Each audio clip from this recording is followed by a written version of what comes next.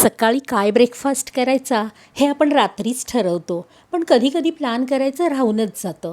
असंच माझं आज झालं. मग आधी फ्रीजमध्ये पाहिलं, सिमला मिरची, टोमॅटो, गाजर, मटार हे सगळं होतं. मग 2 वाट्या पोहे धुवून घेतले, मटार उकडत ठेवले, गाजर, सिमला मिरची किसून घेतली, बटाटा किसून पाण्यातून धुवून पिळून घेतला, जेणेकरून एक्स्ट्रा स्टार्च निघून जाईल. किस काळा पडू नये म्हणून परत पाण्यात बुडवून ठेवला. टोमॅटो आणि सिमला मिरची लांबट आकारात कापून घेतली. एक कांदा बारीक चिरून घेतला. त्याचबरोबर 2 हिरव्या मिरच्या बारीक चिरल्या. मुठभर कोथिंबीरसुद्धा चिरून घेतली. बटाट्याचा किस पाण्यातून काढून पिळून घेतला. आता एक कढई तापत ठेवली. त्यामध्ये 1 चमचा तेल घातलं.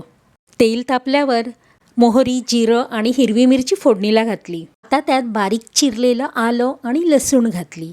तेलावर 2 मिनिटं छान परतलं.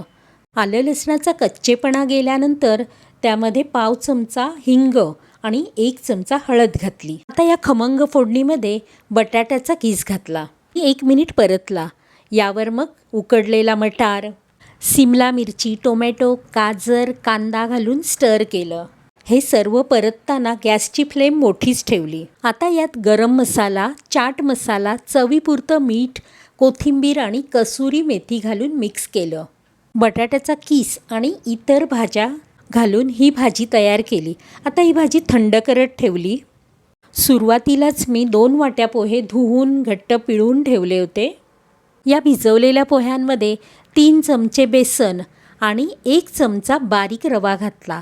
चवीपुरतं मीठ, चिरलेला कांदा, 1 चमचा लाल तिखट घालून हे सगळं मिक्स केलं आणि मिक्सरला लावून थोडंसं जाडसरच वाटून घेतलं. वाटताना त्यात अर्धी वाटी पाणी घातलं. पोह्यांमध्ये बेसन घातल्यामुळे त्याला एक प्रकारचं बाइंडिंग आलं. वाटलेलं पोह्यांचं मिश्रणसुद्धा एका बोलमध्ये काढून घेतलं. आता आपण तयार केलेली भाजीसुद्धा थंड झाली.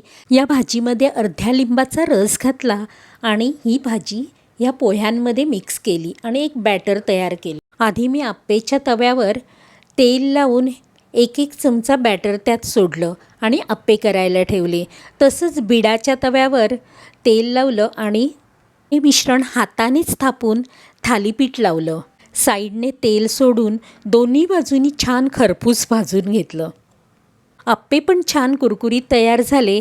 त्याचबरोबर छान थालीपीठही तयार झाले. पोह्यांचे आप्पे आणि थालीपीठ सॉसबरोबरच सर्व केले. घरात असलेल्या साहित्यात छान असा नाश्ता झाला.